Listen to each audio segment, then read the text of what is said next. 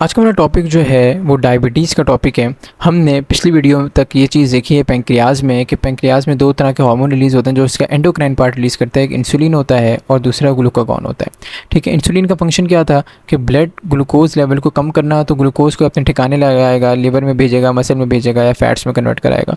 Glucagon का काम क्या था? ग्लूकागॉन जो है ये ग्लूकोज लेवल को बढ़ाता है जब बॉडी को नीड होती है। कैसे बढ़ाएगा? जो स्टोरेज फॉर्म है ग्लूकोज की, ग्लाइकोजन, उसको कन्वर्ट कर देगा दोबारा ग्लूकोज में, या तो फैट्स को भी तोड़ के ये क्या कर सकता है, एनर्जी दे सकता है।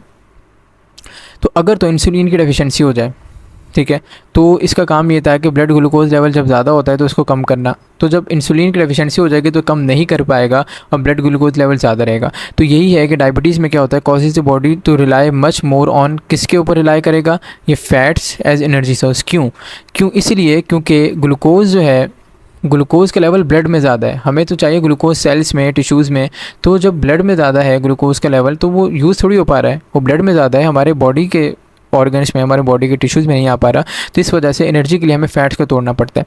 और जो फैट्स को तोड़ा जाता है, इसके तोड़ने से क्या होता है, बहुत ज़्यादा टॉक्सिक सब्सटेंस भी रिलीज होते हैं, जैसे कीटोन बॉडीज़ हैं, और ये हमें बहुत ज़्यादा नुकसान भी पहुंचा सकते हैं। ठीक है, तो ये थोड़ा सा होता है इसका हार्मफुल इफेक्ट। अच्छा, इसकी वजह से क्या होगा, जब फैट को तोड़ेंगे तो सर्कुलेटिंग लिपिड्स, मतलब सर्कुलेटिंग फैट्स भी बढ़ जाएगा, कोलेस्ट्रॉल भी बढ़ जाएगा बॉडी में।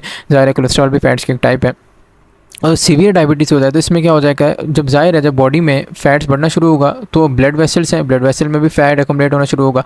अगर ऐसी ब्लड वेसल है जो आई को जा रही है, रेटिना को जा रही है, आई का जो जब आँख का पर्दा जिसको कहते हैं रेटिना होता है, अगर वो वाली ब्लड वेसल में डिपॉजिट हो जाए तो इवन ब्लाइंडनेस भी हो सकती है। सिमिलरली किडनी में जो ब्लड वेसल जा रही है वहाँ डिपॉजिट हो जाए तो किडनी फेलियर भी हो सकता है। तो ये मेंशन है सीवियर डायबिटीज़ में क्या होता है, फैट डिपॉजिट हो जाता है ब्लड वेसल्स में, रिजल्टिंग हाई ब्लड प्रेशर। ज़ाहिर है अगर यहाँ से ब्लड ने गुजरना है तो ये छोटे एरिया में गुजरेगा, जब एरिया कम हो जाएगा तो उसका प्रेशर ज़्यादा हो जाएगा, हाई ब्लड प्रेशर हो जाता है, हार्ट डिजीज़ हो जाती है। और फैटी डिपोजिशन स्मॉल वेसल्स में रेटिना को भी कॉज कर सकती है। मैंने आपको जैसे बताया कि जो ब्लड वेसल आई में जा रही है वहाँ डिपॉजिट हो जाए फैट, तो वो हमारे रेटिना को, आँख के पर्दे को अफेक्ट कर सकते हैं, इससे ब्लाइंडनेस भी हो सकती है। और किडनीज़ में जो ब्लड वेसल जा रही है वहाँ अगर डिपॉजिट हो जाए तो किडनी फेलियर भी हो सकता है। अब दो तरह की डायबिटीज़ है, एक टाइप 1 और टाइप 2।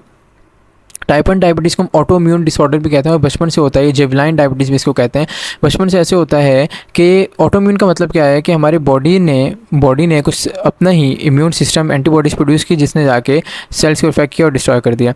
तो हमारी बॉडी ने कुछ एंटीबॉडीज़ प्रोड्यूस की जो कि बीटा सेल्स ने जाके, जो पेंक्रियाज के बीटा सेल्स ने जाके, जहाँ से इंसुलिन रिलीज़ होता है उस पर जाके इफेक्ट किया, उनको डिस्ट्रॉय कर दिया। तो ऐसे अगर ये पेंक्रियाज है और ये पेंक्रियाज की बीटा सेल्स हैं, हमारी बॉडी ने एंटीबॉडीज़ प्रोड्यूस की, ये एंटीबॉडी बना रहा हूँ, और इसने आके इसको डिस्ट्रॉय कर दिया।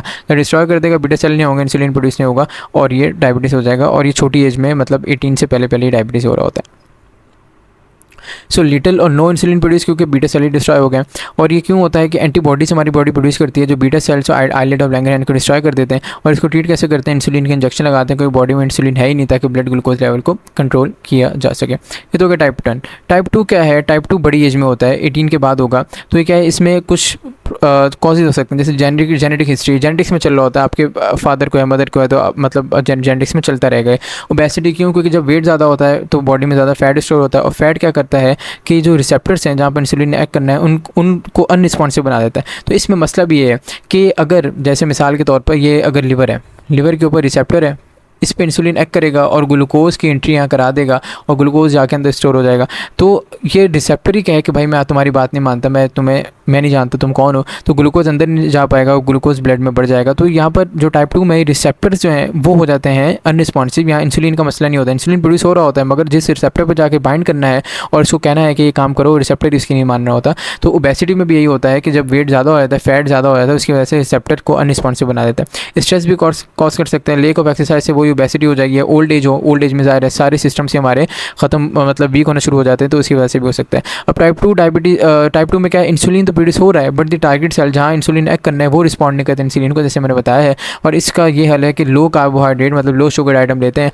फिर टैबलेट्स भी यूजुअली ली जाती हैं। इससे क्या किया जाता है कि कुछ ऐसी टैबलेट्स होती हैं जो कि रिसेप्टर्स के लिए होती हैं, रिसेप्टर को रिस्पॉन्सिव बनाती हैं। कुछ ऐसी होती हैं इंसुलिन की थोड़ी प्रोडक्शन बढ़ा रही होती हैं, और जो है वो बहुत सीवियर कंडीशन हो जाए तो इंसुलिन का आपने देखा होगा कुछ लोग लगाते भी हैं इंसुलिन, तो वो ये ऐसे इसको ट्रीट किया जाता है। ठीक है, डायबिटीज़ का टॉपिक आपका एंड होता है।